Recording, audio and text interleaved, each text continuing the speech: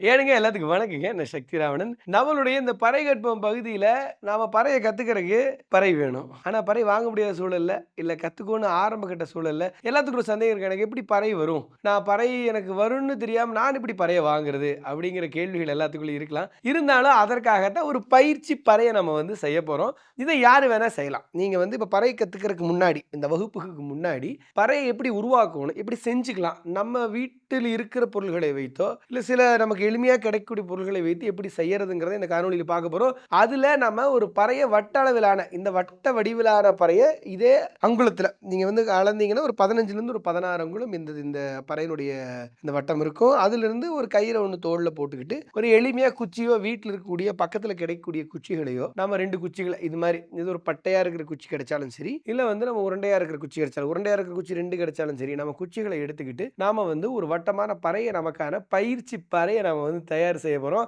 அந்த பயிற்சி பறைய வச்சு நாம வந்து வரக்கூடிய வகுப்புகள நம்ம எப்படி கத்துக்கலாம் அப்படிங்கிறத இந்த காணொளியில பார்க்கலாம். பறை செய்யலாம் வாங்க. இந்த வட்டத்த வச்சு அதையும் நம்ம வந்து மார்க் பண்ணிக்கலாம்.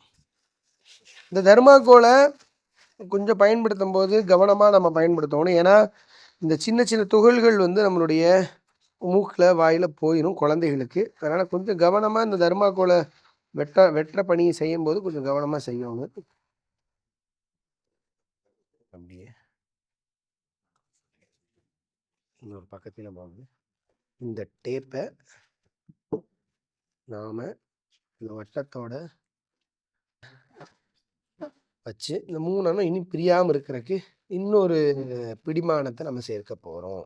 இன்னும் இலகுவா உங்களுக்கு வந்து இந்த குச்சி தயாரிக்கிறதுக்கு என்ன பண்ணிக்கலாம்னா, நீங்க ஏதாவது ஒரு வே வேப்பமர குச்சி இல்லைன்னா, வீட்ல இருக்கக்கூடிய வேற ஏதாவது நீங்க குச்சிகள பயன்படுத்துவீங்க அப்படின்னாலும் பண்ணலாம். சில நேரத்தில வந்து பேனா, பென்சில கூட வந்து யூஸ் பண்ணலாம். ஸ்கேல வந்து நீங்க பயன்படுத்தலாம்.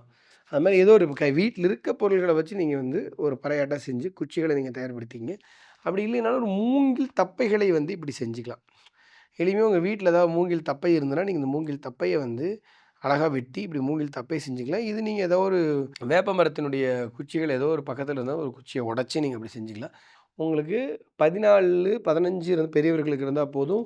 ஒரு 12லேருந்து 13 வரைக்கும் பெண்களுக்கு இருந்தா போதும். ஒரு 10லேருந்து 11 வரைக்கும் குழந்தைகளுக்கு இருந்தா போதும். அந்த வட்ட அளவுல நீங்க செஞ்சுட்டீங்கன்னா, வாரமாட்டி நம்ம செய்ய ஆரம்பிச்சிடலாம். அதேபோல வந்து ஏதாவது உங்களுக்கு வந்து இந்த குச்சிகள தேவைப்பட்டாலும், நீங்க தாராளமா வந்து பக்கத்துல வீட்ல இருக்கக்கூடிய மரங்கள்லயோ, இல்ல வீட்ல இருக்கக்கூடிய ஏதோ ஒரு குச்சிகளையோ கூட நீங்க வந்து பயன்படுத்திக்கலாம். இந்த பறைய செய்யுங்க. அடுத்து நம்ம பறை எப்படி பிடிக்கிறது? பறையினுடைய சொற்கட்டுகள் எப்படி? எப்படி இதெல்லாம் வாசிச்சு பழகப் போறோம்? அப்படிங்கிறத அடுத்த வகுப்புகள்ல நாம வந்து பார்க்கலாம்.